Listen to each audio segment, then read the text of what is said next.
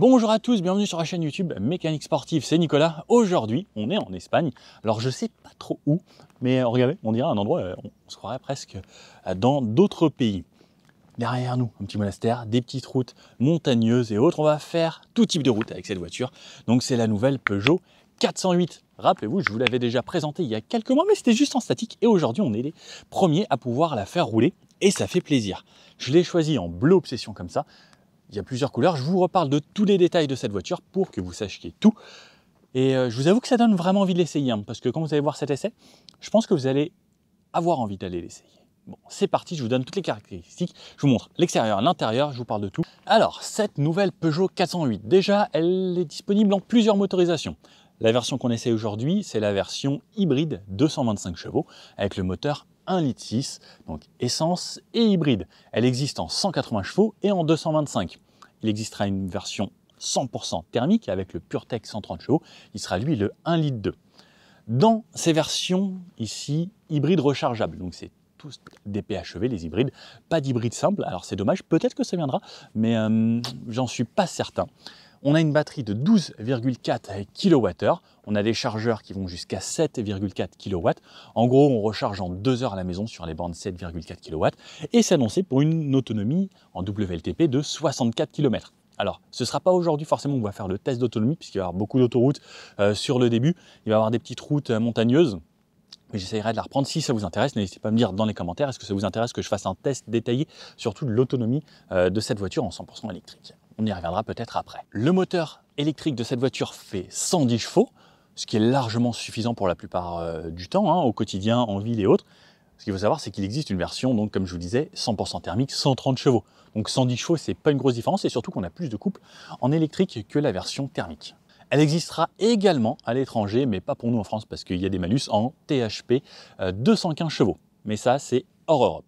Elle arrivera également 2023, fin 2023, en version 100% électrique. Ils l'ont prévu pour être 100% électrique, comme la i208, comme maintenant la future i408.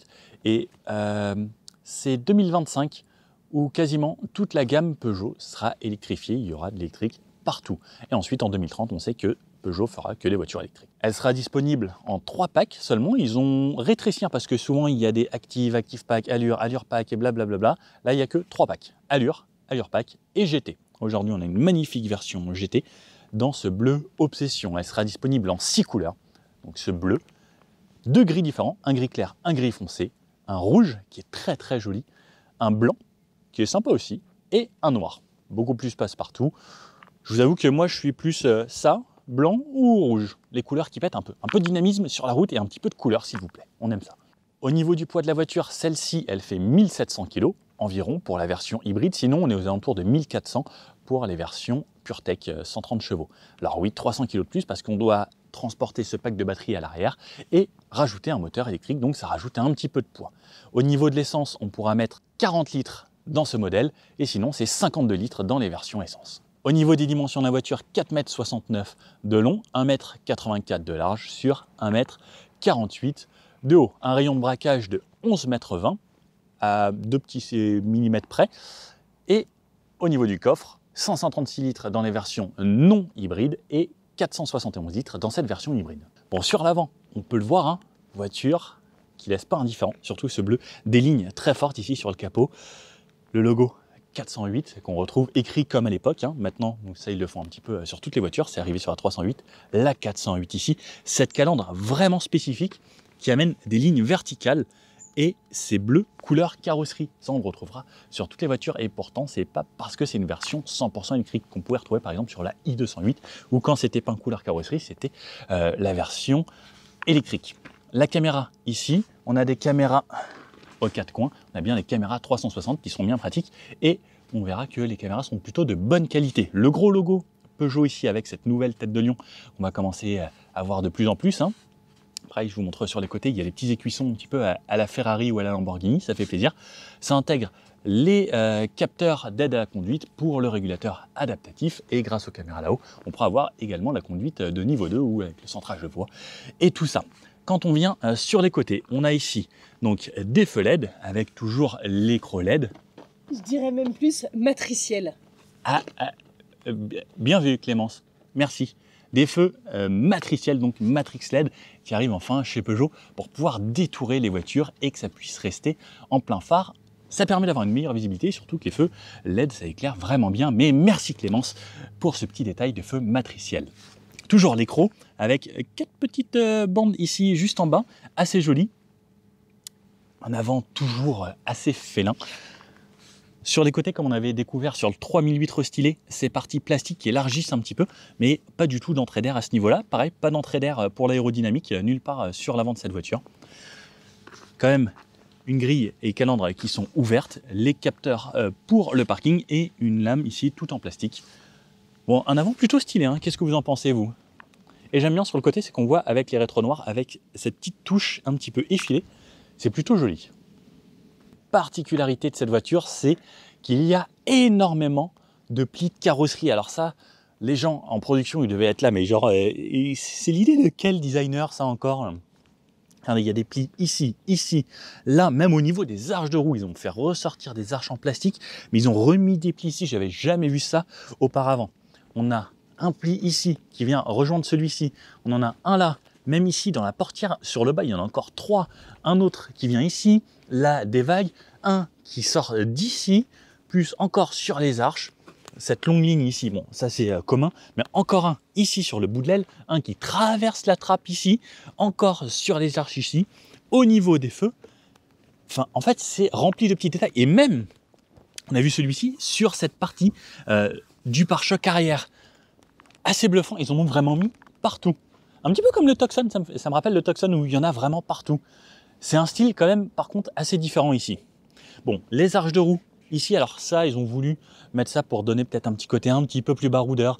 Ça se fait beaucoup sur les SUV. Alors ça, c'est pareil, ils appellent ça une berline fastback.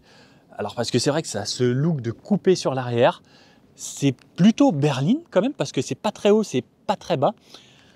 C'est un mix de vraiment tout à la fois.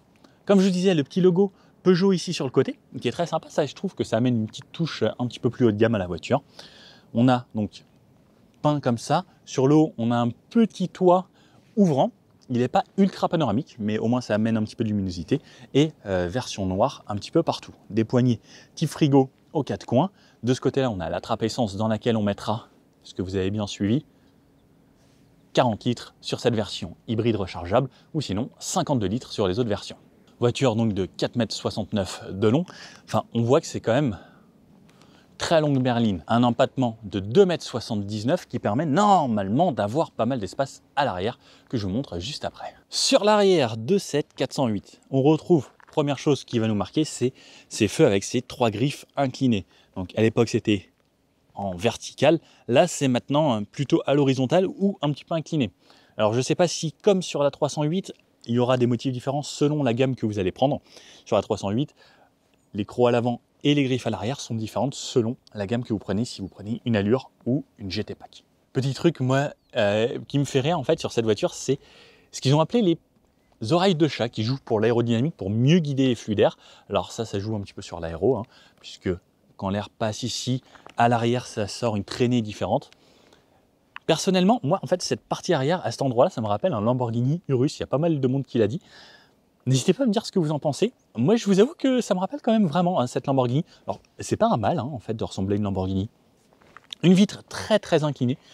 Pas d'essuie-glace à l'arrière. L'antenne type requin bien placée au milieu. Et je vous avoue que j'aime bien en fait les formes comme ça quand on regarde séparément, pièce par pièce. Par exemple, là, cette petite oreille de chat ou cette partie haute.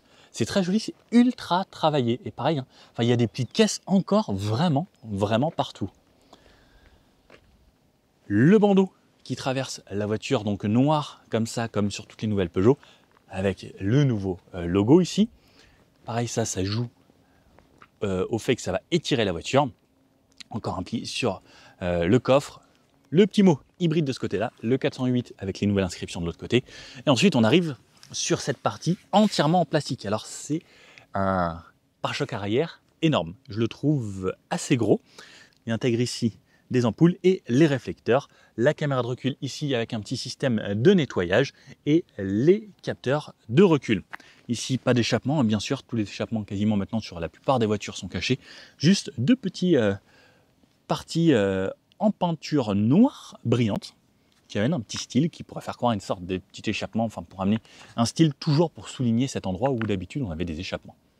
Dans le coffre, on a un rayon motorisé. Le coffre, 2 volumes différents selon les versions que vous aurez. On aura soit 536 litres pour les versions non hybrides ou 471 litres. Ici, comme on peut voir, la plage arrière, elle est maintenue sur le rayon qui s'ouvre. On peut fermer à la main également. Et ici, à l'intérieur, on peut le voir, moi j'ai pas mal d'espace, je peux rentrer assez facilement. On peut rabattre les banquettes directement grâce à 2 tirettes ici en 40-60. Et là ensuite, on a un très grand volume. Bon, bien sûr, hein, moi je rentre dedans, sans problème. Bon, bien sûr, moi je rentre dedans, sans trop de problème. On a des filets sur le côté. On a des petites attaches pour les sacs quand on va faire des courses pour pas que ça s'ouvre de chaque côté. Des petits élastiques ici et là. Une prise 12 volts allume-cigare à cet endroit-là. De quoi mettre les filets avec les crochets. Et sous le plancher, on retrouve un petit espace avec notre câble de recharge pour la maison et notre kit de secours anti-crevaison. Bon alors, on commence par les places arrière de cette 408. Alors, je viens m'installer facilement. Il y a de la place. Je relève tout de suite mon appui-tête. Et donc moi, je fais 1m80 là. Je vais ouvrir ça pour amener un petit peu plus de luminosité. Et la portière. Alors, portière à l'arrière, quasiment tout en plastique. Juste la coudoir ici en sorte de cuir avec les petites surpiqûres et un petit peu de motif ici avec la sonofocale également. Sonofocale avec 10 haut-parleurs, 690 watts dans la voiture. Le son est très sympathique. Allez, on ferme. Alors j'aime bien quand ça claque. C'est agréable. Les joints sont faits en sorte que ça amortisse bien. Par contre, moi qui fais 1m80, alors je vous avoue, ils ont pourtant mis le toit plus creusé de ce côté-là. Et pour les grandes personnes, alors moi j'ai les cheveux qui touchent là-haut. 1m85, vous allez vraiment toucher là-haut. Sinon, au niveau des genoux, alors ils la vendent comme une voiture très spacieuse et une grande berline. Et effectivement, j'ai de la place au niveau des genoux. Ils disent que le rayon autour des genoux, c'est environ 18 cm. Alors 18 cm devant vos genoux, ça laisse pas mal d'espace. Au niveau des pieds, c'est plutôt spacieux. Moi j'ai mis le siège assez bas. Alors il reste plus énormément de place sous le siège lorsqu'il est en position le plus bas. Mais je passe quand même mes pointes de pied. Ici, on a des filets à l'arrière. Partie plastique, ça c'est bien pour les enfants parce que s'ils mettent leurs pieds dessus, bah, ce sera moins embêtant que de déchirer du cuir. On a les fixations Isofix et Top Tether sur les deux extrémités. Ce que j'aime bien chez Peugeot, c'est les petites zipettes ici, fait pour cacher les fixations. C'est vrai que c'est quand même plus joli et ça fait tout de suite un peu plus premium. Les sièges, une sorte d'un coton ici, un mix de tissu qui agrippe super bien et du cuir. Les sièges sont top, c'est un petit peu comme la 508. Je les trouve extrêmement bien et confortables. Ils sont à la fois fermes et confort, avec un maintien plutôt correct à l'arrière. C'est un petit peu creusé. Et surtout, enfin, on est bien. Une petite poignée ici, méliseuse en LED au plafond. La troisième ceinture pour la personne du milieu est juste ici. En vrai, si je ne me mets pas hyper droit, je suis plutôt bien. Les fenêtres sont grandes. On est bien. À coudoir, il faut mettre son doigt dedans. Alors, ils n'ont pas forcément bien pensé à mettre le creux. Voilà, je suis pas mal. Alors le porte-gobelet plastique est assez large ici. Dommage qu'il soit si gros parce que ça vient à l'endroit où j'ai mon coude. Sinon il faut vraiment bien reculer son coude. On a un tout petit tunnel central, pas très haut. Alors c'est pas trop dérangeant. On a la ceinture qui est sur une petite boucle ici. Et lorsque je suis au milieu, je suis pas mal. Je suis à peu près à la même hauteur que sur le côté parce qu'elle est assez moelleuse. Elle est presque plus moelleuse que les sièges sur les côtés. Alors j'ai les cheveux qui touchent un petit peu sur le haut. Mais je pourrais faire de la route, clairement, ici. J'ai de la place pour les pieds, même si je les mets au milieu, ça va. Alors, mon 44 ne passe pas exactement.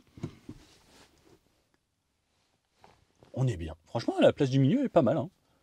Le dossier un petit peu plus dur, mais l'assise compense par un petit peu plus de moellosité. On peut dire ça de moellosité. C'est plus moelleux, quoi. Vous avez compris. On a des aérateurs ici, donc qu'on peut orienter pour chacun, 2 ports USB-C ici, et un petit vide-poche à cet endroit-là. Allez, welcome on board. Alors, à l'avant, on a toujours les parties ici moussées, qui ressemblent au plastique de l'arrière, mais c'est moussé. cette partie un petit peu qui donne un air métallique, la partie plastique. Ensuite, un petit peu de cuir ici pour la couloir, les vitres, le réglage des rétroviseurs et la poignée d'ouverture. On verrouille le véhicule et déverrouille ici. Ils ont mis un petit peu de moquette au fond. Là, par contre, ça c'est une bonne chose. Les enceintes focales à cet endroit-là. Peugeot, le seuil de porte, une grande partie. Des sièges ici qu'on a aujourd'hui avec une mémorisation sur 2 positions électriques, comme vous pouvez le voir. Et surtout, c'est les sièges confort avec la fonction massage. Des sièges très jolis. Donc pareil, comme à l'arrière, du cuir, du tissu, de l'alcantara. Même sur l'appui-tête, on a de l'alcantara ici. Alors ça, c'est doux, c'est agréable parce que c'est pas froid l'hiver également. Au cas où vous n'avez plus de cheveux derrière la tête. Voilà. Le toit ouvrant à cet endroit-là. Et je vais aller m'installer directement à l'intérieur pour vous montrer à quoi ça ressemble. Hop, allez, je me recule à fond. Je démarre la voiture. Démarrage. Alors, comme vous pouvez le voir, tous les écrans s'allument et on a 4 écrans ici. Vous en voyez que 3. Ça, c'est un écran ici pour les high toggle. Ça, c'est un écran ici tactile. Donc cette partie-là est tactile. Donc c'est comme les touches piano qu'on avait avant juste ici, mais maintenant on a ces parties-là. Donc 1, 2, 3 écrans. Et comme celui-ci est en iCockpit 3D, il y a le 4e caché là-haut. Donc en fait, ça c'est une réflexion sur la vitre qui est ici. Ça fonctionne comme un prompteur. Voilà comment fonctionne le système 3D de chez Peugeot. Le système 3D, ça permet d'avoir une sorte un petit peu en lévitation les informations qu'on a là. Et pareil au niveau des consommations et autres, on peut voir que c'est en lévitation par rapport au fond. On peut voir 4 litres 1 là sur 70 km. On a roulé pas mal en mode sport. Alors ça, j'ai récupéré la voiture de ma collègue Clémence. Le volant, on connaît toujours chez Peugeot, petit volant qu'on positionne toujours bas pour pouvoir regarder sur le haut. Pas d'affichage tête haute chez Peugeot parce qu'on a déjà cet affichage qui est considéré comme un tête haute. Sur la gauche, on a nos réglages pour les aides à la conduite avec le limiteur ou le régulateur adaptatif. On peut appuyer ici pour régler la distance que l'on souhaite avec les véhicules qui nous précèdent ou plus vite et moins vite pour les régulateurs. On aura également en option la conduite de niveau 2. Sur la droite, c'est le volume et changer de musique, répondre au téléphone et on a une commande vocale. Le volant en finition GT avec le petit rappel ici et les petites surpiqûres en, je crois que ça s'appelle verre kryptonite de mémoire, qu'on retrouve un petit peu partout sur la voiture. Pareil, on a l'éclairage intérieur. Je vous fais un tout petit bout de nuit pour vous montrer à quoi ça ressemble. Les rétros de cette façon. Alors j'aime bien le design. Ça fait un petit peu cet œil de félin. On dirait un petit peu un truc de dessin animé. Vous mettez un grand œil ici. On dirait un petit tigre de dessin animé. Donc cet affichage ici, on peut avoir les différents affichages. On peut avoir ça. Ça, c'est beaucoup plus rapide qu'avant. J'aime beaucoup. Parce qu'avant, c'était très lent. On peut retrouver plusieurs affichages et on a également le Night Vision disponible sur cette voiture. Et c'est un vrai plus, le Night Vision. J'ai fait une vidéo spécialement dédiée à ça. Si vous ne l'avez pas vu, n'hésitez pas sur la chaîne. Vous tapez Mécanique Sportive Night Vision. Vous allez voir que c'est assez exceptionnel. Ensuite, donc, toujours chez Peugeot, on a cette ouverture ici, hop, qui vient se refermer là. Et ensuite, ça parcourt tout le tableau de bord jusqu'au bout. On a tous les aérateurs intégrés ici. On en a 2 là, un au bout là-bas. La sonofocale ici, au milieu et également à cet endroit-là. Cet écran ici qui est tactile, j'aimerais bien essayer de vous faire une vidéo dédiée à ces écrans parce que c'est quand même assez intéressant. Il y a vraiment pas mal de nouveautés chez Peugeot. Donc l'écran tactile, on a des raccourcis quand on vient vers le haut. On peut faire ça. Quand on fait 3 doigts, on revient toujours à ce menu principal avec les icônes. On a une touche Home juste ici avec des widgets qu'on peut personnaliser. Je peux avoir le GPS et autres. Je vais mettre le massage patte de chat, moi c'est le massage que je préfère. On a les massages pour les 2 sièges ici. On peut choisir ce que l'on souhaite. Donc là, activé. On a les sièges chauffants et autres. Le mirror screen qu'on peut avoir avec notre téléphone. On peut avoir les médias ici. La radio, radio DAB, etc. L'énergie, nos statistiques, voir ce qui se passe. Par exemple là, c'est le moteur thermique qui tourne, qui recharge un petit peu la batterie. La navigation, donc on a un GPS qui fonctionne plutôt bien, qui est agréable. En plus, regardez, enfin, on a du 3D, donc ça par exemple c'est le monastère qui se trouve juste là, c'est plutôt bien fait, on a des monuments en 3D comme ça. Ce que j'aime bien, c'est qu'on a également l'avertisseur de radar si on prend le Coyote, ensuite les raccourcis téléphone et autres. Ensuite on a tout de suite des raccourcis pour les aides à la conduite ici, le raccourci climatisation toujours, le dégivrage avant, dégivrage arrière, recyclage d'air et éteindre la clim et le warning. Ici c'est la touche volume. C'est de la musique classique et je vous avoue, le son est de très très bonne qualité sur le Focal. Un petit peu plus bas ici, on retrouve notre chargeur par induction pour notre téléphone, de quoi démarrer la voiture ici. Le pédalier ressemble à ça, pédale en lui assez joli. Un gros repose-pied sur la gauche, bien pratique pour les longs trajets. La touche parking de cette façon. Si je veux démarrer pied sur le frein, je tire vers moi, je suis en drive. Si je veux reculer, je pousse vers l'avant, ce qui m'active les caméras 360. Donc là, cette fois-ci, comme je vous disais, on a vraiment des caméras 360 degrés et on peut avoir l'avant ou l'arrière et en bonne qualité. Ça fait du bien parce que chez Peugeot avant, c'était pas fou et là, il y a vraiment une belle amélioration et j'en suis content. Quand on est en drive, on peut se mettre en mode B également qui régénère plus d'énergie. Les drive modes, on va choisir sur 3 modes. Ici, on a le mode sport, le mode hybride ou le mode électrique. Donc ces 3 modes vont gérer différemment.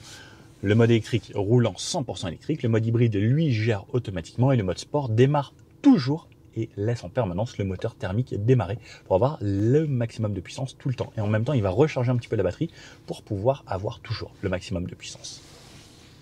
Ensuite, on retrouve encore pas mal d'espace au fond ici.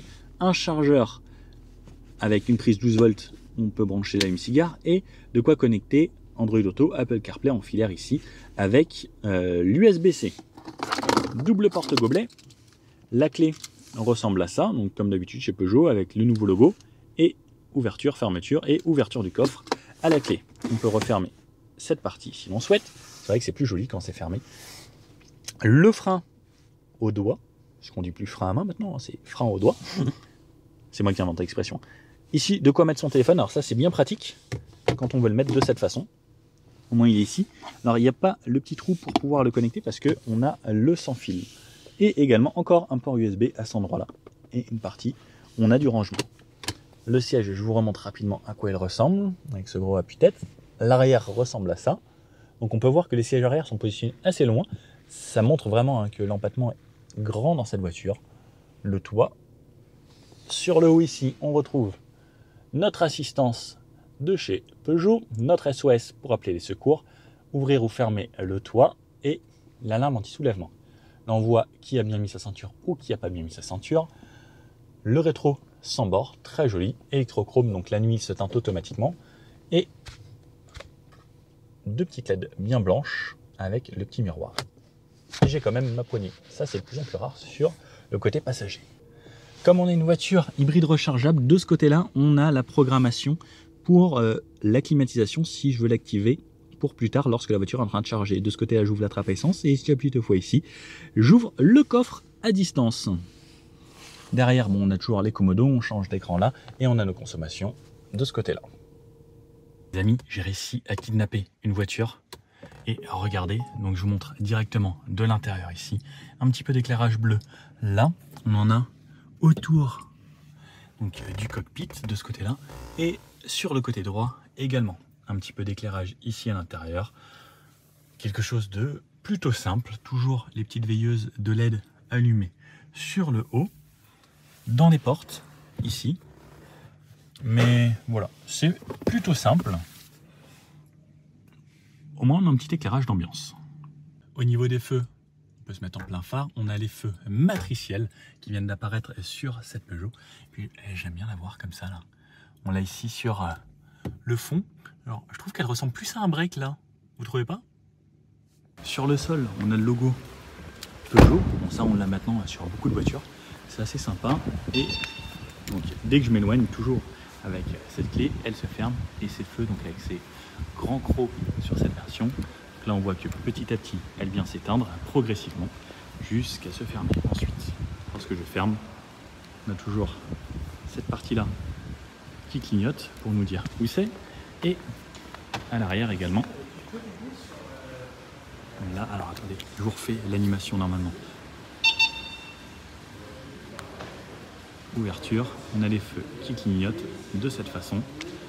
Et les feux arrière ressemblent à ça. Donc avec les petites LED, très sympathiques. Bon, il ne reste plus qu'à les laisser cette voiture et voir ce que ça donne sur la route. Mais normalement ça devrait bien se passer. Bon allez, c'est parti avec cette nouvelle Peugeot 408. Ça faisait longtemps qu'on attendait, parce que il y a déjà quelques mois qu'on avait présenté. On peut enfin la rouler. Donc, modèle 225 chevaux avec la batterie. On peut rouler jusqu'à 64 km d'autonomie. Alors aujourd'hui, ça va pas pouvoir être le test complet d'autonomie où je vais pouvoir tester les capacités de la batterie, etc. Mais c'est plus pour se rendre compte, puisqu'on est en Espagne avec tous les journalistes internationaux, pour pouvoir tester cette voiture. Allez, on se met le drive et on part en électrique. On a juste là, je sais pas si vous voyez, notre ami Clémence avec qui on fait des comparatifs ensemble sur la chaîne. Allez, c'est parti. Toujours ce bruit caractéristique Peugeot avec les clignotants. Alors regardez, là déjà on commence par une descente. On peut déjà utiliser le mode B qui permet de régénérer de l'énergie lorsque la voiture ralentit ou en descente, comme ça justement pour ne pas user ses plaquettes de frein et ne pas avoir à freiner. Après, dans tous les cas, il y a toujours une première partie lorsqu'on freine qui va être le freinage électrique. C'est juste magnifique comme paysage ici. Une 408 derrière moi, une blanche, devant moi une rouge, moi j'ai une bleue. Ouais, on représente bien la France. Voilà, c'est agréable. Le freinage, même le ressenti sur la pédale, on a un bon feeling. Au stop, absolument aucun bruit parce qu'on est en électrique. Et dans tous les cas, c'est une hybride.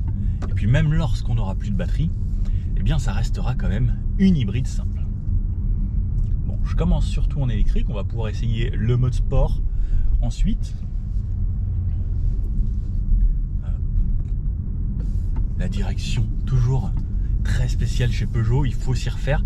Donc quand on n'a plus l'habitude de conduire des Peugeot avec ce petit volant, regardez par-dessus le volant pour avoir le compteur. Pourtant on a ce super beau iCockpit 3D. Moi je trouve ça magnifique. Franchement, je le trouve mieux que même ceux d'avant, hein, clairement. Et ce petit volant qui est agréable. Alors la voiture, elle paraît plutôt vive. Alors moi ce qui m'impressionne, je ne sais pas comment ils font, c'est qu'on a quand même une voiture assez lourde avec les batteries, le moteur électrique en plus et autres. Elles ont jamais l'air lourdes en fait, leurs voitures. C'est assez bluffant. Sur les Dodan, bon là c'est un tout petit Dodan, c'est pas ce qu'on a en France, mais c'est hyper confort. Là je suis à quasiment 50, allez je me mets à 50. Allez, on va essayer de passer le Dodan à 50, c'est un petit.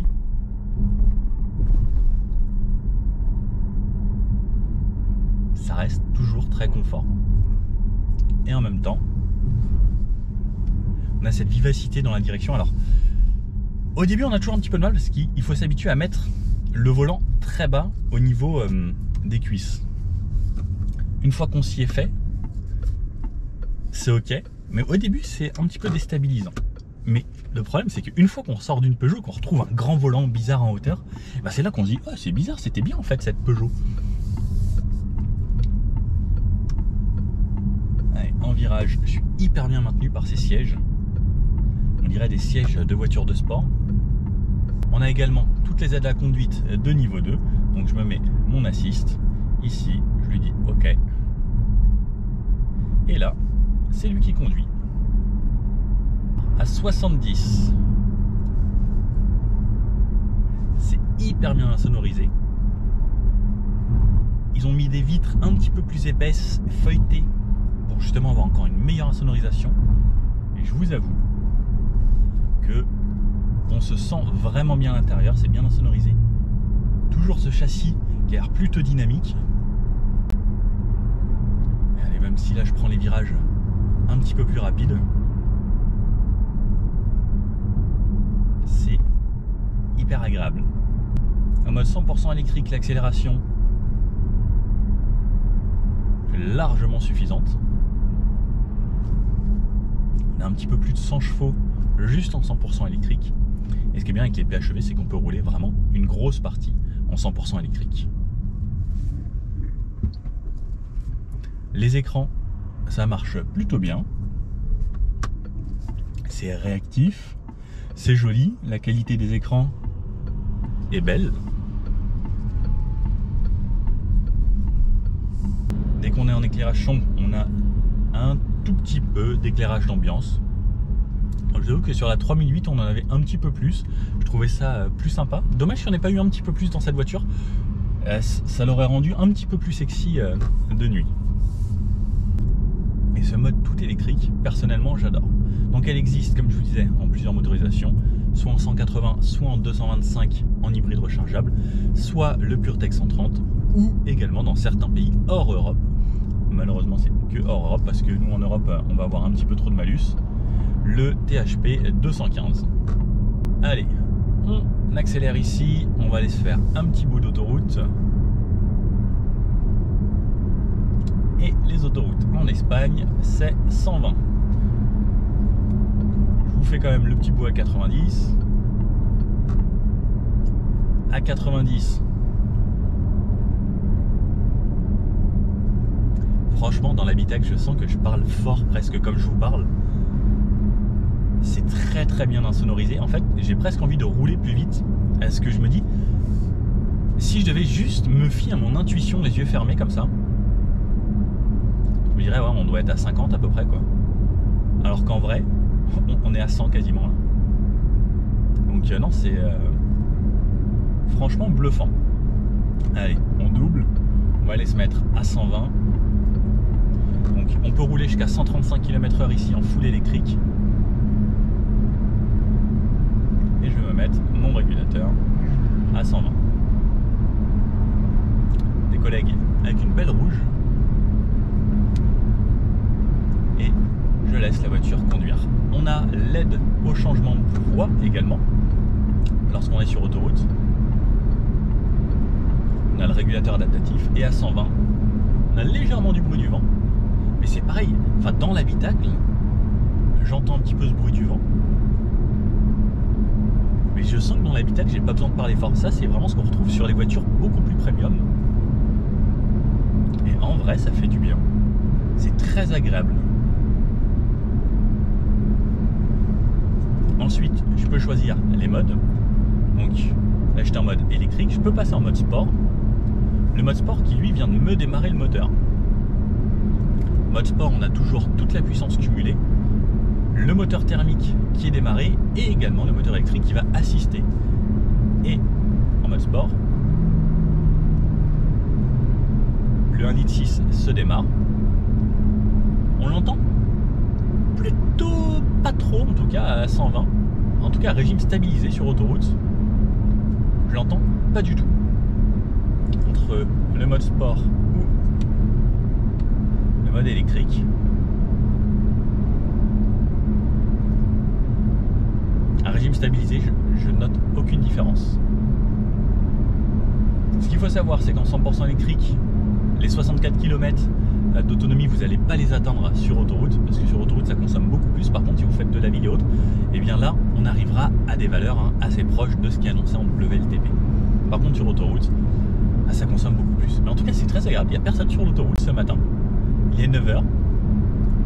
C'est pas du tout pareil en région parisienne, hein. Très bonne idée de nous amener ici Peugeot, franchement. Au moins on peut rouler tranquillement et sereinement.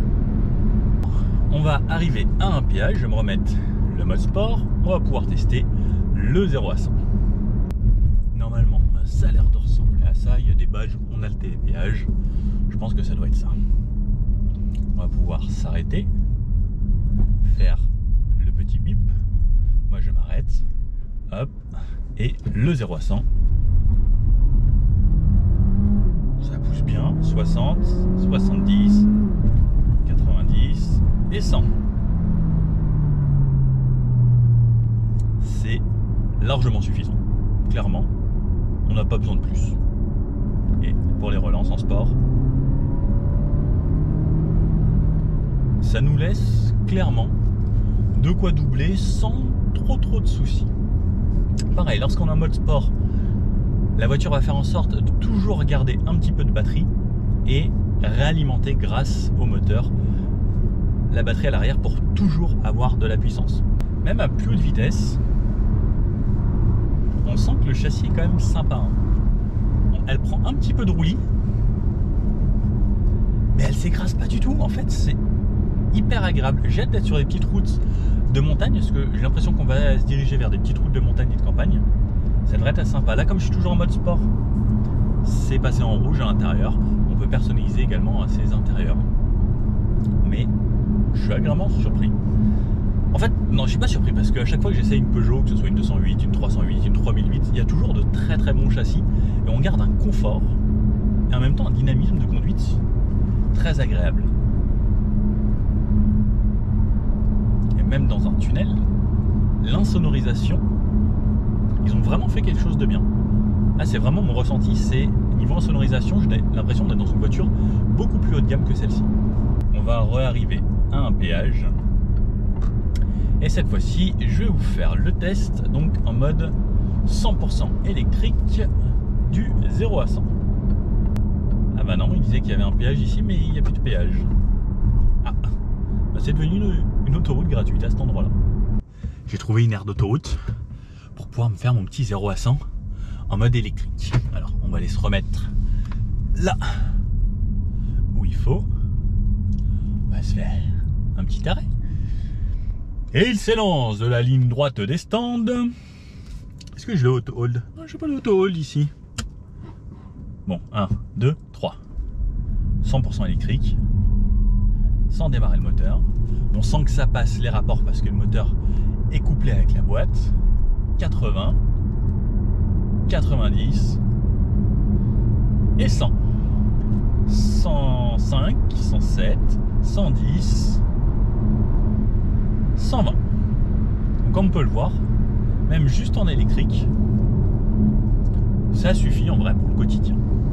Et même pour relancer, là je suis à 100, je rappuie un petit peu, ça tombe les rapports pour pouvoir emmener la boîte, et je suis retourné à 120. Alors c'est pas extrêmement waouh, mais ça suffit largement pour le quotidien en 100% électrique. Et comme je disais, on peut rouler jusqu'à 135 pour pouvoir se permettre de doubler quand même. Bon, là on est arrivé sur les petites routes de campagne. Belle caméra, caméra 360. Cette fois-ci, on a vraiment des caméras tout autour. Et c'est de bonne qualité. La caméra arrière, alors je sais pas si c'est une vraie HD ou pas. En tout cas, la qualité est très très bonne. On a bien sûr toutes les aides. Pareil, normalement, quand on recule, c'est une voiture qui arrive comme ça, elle est censée nous le dire.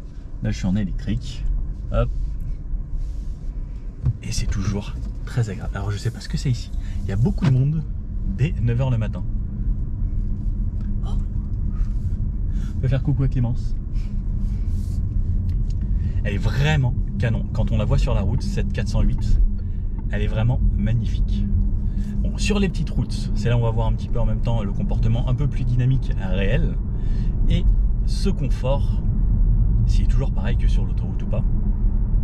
Mais déjà le mode électrique, moi, enfin vous me connaissez, hein, j'adore le mode 100% électrique. Et c'est très agréable. Vraiment, ils ont super bien bossé sur l'insonorisation de cette voiture. Les bruits de roulement sont très contenus, pourtant là c'est des goudrons qui sont assez agressifs, vous savez, ceux qui accrochent bien, ou si on tombe dessus en roller, ça me fait mal rien qu'y penser. À travers les petits champs de vignes, c'est très joli comme coin, je ne connaissais pas du tout. On n'est pas très loin de Barcelone. Et donc à 80, chez nous c'est 80 ou 90, ça dépend un petit peu de nos départements. Et pour rouler sur ce genre de route, ce sera vraiment juste parfait. Surtout en électrique. Et si je repasse par exemple en mode sport, pour me redémarrer le moteur, alors je vais passer les rapports parce que sinon il avait tombé tout de suite 2 ou 3 rapports, il était repassé en 5. À 80, elle me repasse les rapports à chaque fois pour être énervé. En 8e, j'ai quasiment pas l'impression que le moteur est démarré. Clairement, c'est très confort. Et puis même en 6, là elle repasse la 6, elle veut pas rester en 8. Et sur un petit peu de petits virages, c'est très agréable. Franchement, je savais pas à quoi m'attendre en fait de cette voiture. Parce qu'elle a un look tellement atypique, on se dit comment ça va être, est-ce que ça va être sportif, est-ce que ça va être confort. Au final c'est très confort avec un comportement dynamique digne des autres Peugeot. C'est vraiment pas mal, hein. Même au freinage, ça freine bien. Il y a tout ce qu'il faut, ça réaccélère bien en mode sport. On n'a pas la sensation que la voiture soit vraiment lourde. J'aime beaucoup. J'aime beaucoup. Bravo Peugeot. Et puis ici, je suis bien. Ça y est, je me suis fait à mon environnement, mon petit volant. Cette façon de conduire. Et c'est très agréable. Franchement, j'ai envie de rouler. On a une belle boucle aujourd'hui. Ils ont mis 3 heures de roulage. Et moi, j'en profite vraiment. Allez, je vous en remets juste un petit peu, histoire de... Si j'accélère vraiment à fond, on entend un petit peu le moteur. Mais...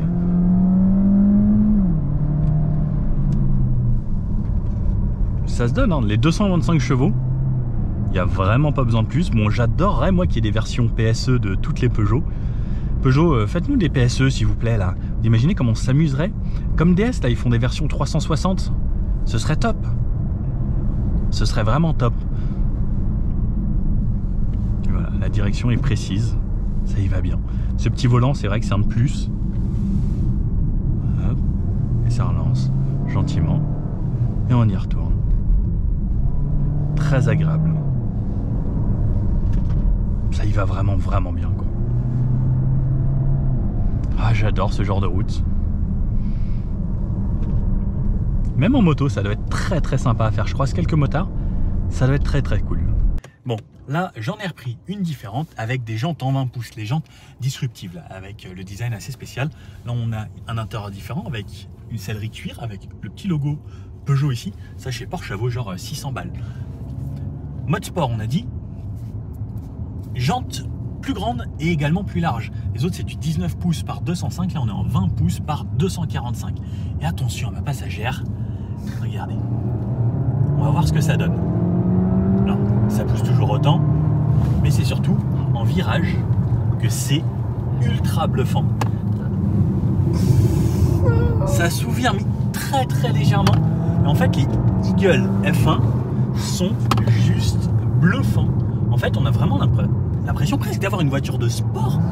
Alors, au niveau des relances moteurs, c'est pas forcément le mieux, mais ça tient super bien.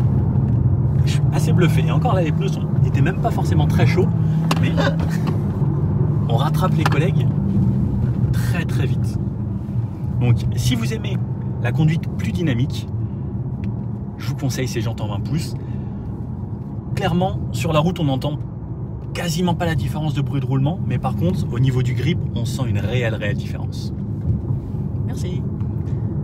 Bon alors, cette Peugeot 408, qu'est-ce qu'on en pense? Eh bien, ça reste une Peugeot, mais là, j'ai trouvé qu'ils sont quand même améliorés le confort, amélioré l'insonorisation.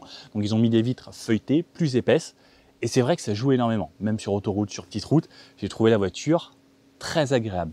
J'ai vraiment l'impression en fait que c'est une montée en gamme et que je t'ai passé sur un niveau vraiment supérieur. Au niveau du feeling de conduite, toujours très agréable. On ne sent pas les 1700 kg. La voiture est agréable, il y a une très bonne tenue de route. Elle est dynamique, elle est confortable à la fois. En fait, c'est vraiment beaucoup de points positifs. J'ai pas pu tester vraiment dans les conditions réelles l'autonomie électrique.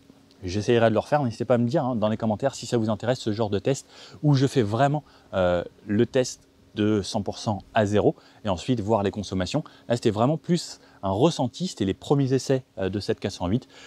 N'hésitez pas à me dire ce que vous en avez pensé. Est-ce que vous aimez cette couleur? Moi, je vous avoue que ce bleu obsession, je le trouve très agréable. S'il vous plaît, prenez de la couleur si vous commandez ce genre de voiture. Parce que le gris, le noir, c'est triste. Et en plus, le noir, ça salit vite. Il ne faut pas prendre du noir. Donc, moi, j'ai adoré. Très bon feeling. N'hésitez pas à me dire ce que vous en pensez. Le look, je vous avoue qu'elle ne laisse pas indifférent lorsqu'on la voit sur la route. On se dit, waouh!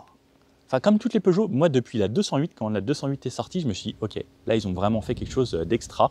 Et j'ai adoré du premier coup d'œil. La 308, c'est pareil. Il y a un petit truc, moi, qui me plaît un petit peu moins, c'est juste le gros pare-choc à l'arrière tout en plastique. Voilà, c'est un petit peu spécial. Et au niveau des jantes, ils ont sorti des jantes disruptives, comme ils disent. N'hésitez pas à me dire ce que vous en pensez. Bon, j'espère que cet essai vous a plu. Si oui, le petit pouce bleu, comme d'habitude. N'hésitez pas à vous abonner à la chaîne. Et je vous dis à bientôt pour un prochain essai. Ciao!